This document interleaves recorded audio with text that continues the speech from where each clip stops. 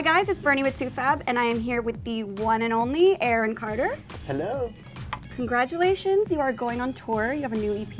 Yes. This is super exciting. Two very good things, yeah. I'm so excited for you. So how will this tour be different from your last tour?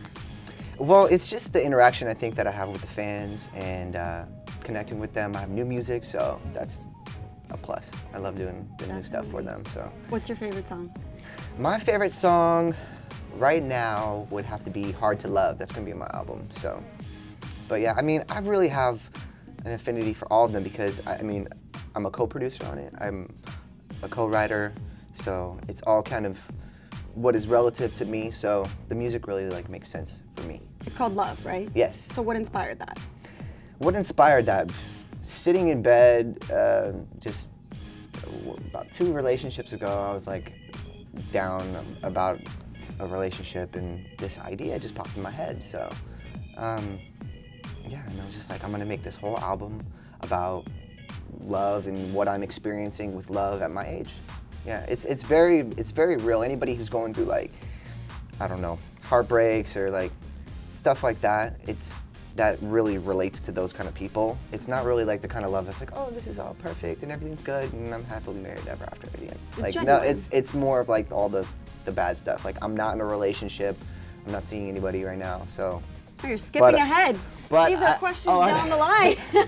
You were 12 years old when you released an album that went triple platinum. That's incredible, first of all, but how does a 12-year-old handle that kind of success? I don't know, I just did. I just went with it. It was fun. I got lots of Beanie Babies. I mean, I love what I do so much. I've been doing it since I was really little, and when I saw my brother get into the Backstreet Boys, I was like, man, I gotta do this. I gotta do what he does. And because it was so funny because he would always bring back, when I was 6, 7 years old, he would bring back these big garbage bags of teddy bears and all the stuff the fans would throw on the stage. Mm-hmm. Yeah, and then one day I just was like, man, I want this for myself. I don't want my brother's hand-me-downs. Forget the money. You want your own Beanie Babies. Exactly. I'm the younger sister, so I kind of always see what my sister does, and I'm like, oh, how can I do it better? You know, did you ever get that, the competitive vibe?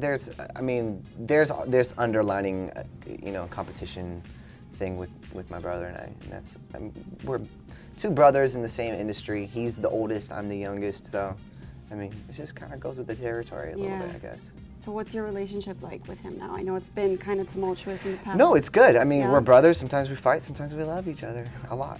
Sometimes awesome. we don't like each other, but we're good. Yeah, Good. everything is good right now. 2018 is a great year, so I'm excited for it. I'm so happy to hear that. Honestly, you've been through hell and back, and it's crazy to watch, but it's also so relatable, and I think your fans and everyone who's watching is genuinely rooting for you, and it almost seems that you always come back to the music. So would you say that music saved your life in a sense? Well, music is, the nucleus, the radius of my life. My whole life revolves around making music and that also being my profession. So, there's ups and there's downs, there's highs and lows. Mm-hmm. Sometimes I'm performing and doing more touring than I am, certain times of the year. But, I just, I focus on the fans, the music, and it's everything to me. If you had a message to your fans who may be struggling with some of the things that you struggled with, what would that be? My message would be to, I don't know, everyone has to deal with it in their own ways, but whatever it is, whether it's, you're dealing with vices or you're dealing with, relationship stuff, I would just say really positive thinking, getting out there, surrounding yourself around good people, and family members. Family is very important, so that's what I do. You've come a long way physically, mentally. You come back to the music. How much of that do you attribute to your mental health? Yeah, definitely a lot of it. I mean, but when it comes down to it, I mean, like I said, I'm in a really good place right now, and I'm just kind of focusing on 2018. 2017 was a crazy year for me, all in all. Yeah. I had relationship problems. I had all kinds of different things happen. So I'm just excited to be in 2018. Okay. And leave kind of some crap in 2019. Totally understandable. You came out as bisexual in August of last year. Mm-hmm. So how has that response been from your fans, from the LGBTQ community? What's that kind of been like for you? I get that question a lot lately, and Yeah, it's been overwhelming. I'm glad to see the support with, you know, me being able to be, you know, I have an attraction for both sexes, but at the same time I'm keeping a lot of my personal stuff more personal, so I haven't really been discussing it too much like that. So you wouldn't tell me if you're on any dating apps then, correct? You guys would probably already know. True. No, it's funny. I did. I was thinking about doing it, but Have you ever tried? no. Don't do it. Don't do it. Have you done it? Of course. How was it? Not great. Did you go on a date from one? Yes. You did? I did. Terrible? Not great. Terrible. Oh, Those Tinder horror stories are real. Trust me. So, at one time, I know you don't want to live in the past, but this is why I'm no, it's asking. okay. Go. At one Talk time, to me. you endorsed Donald Trump. Oh yeah, I stopped that real quick. Yes, and Very quick. Do you hear me? why? What is there one thing that he said or did that just kind of made you flip the script? I think when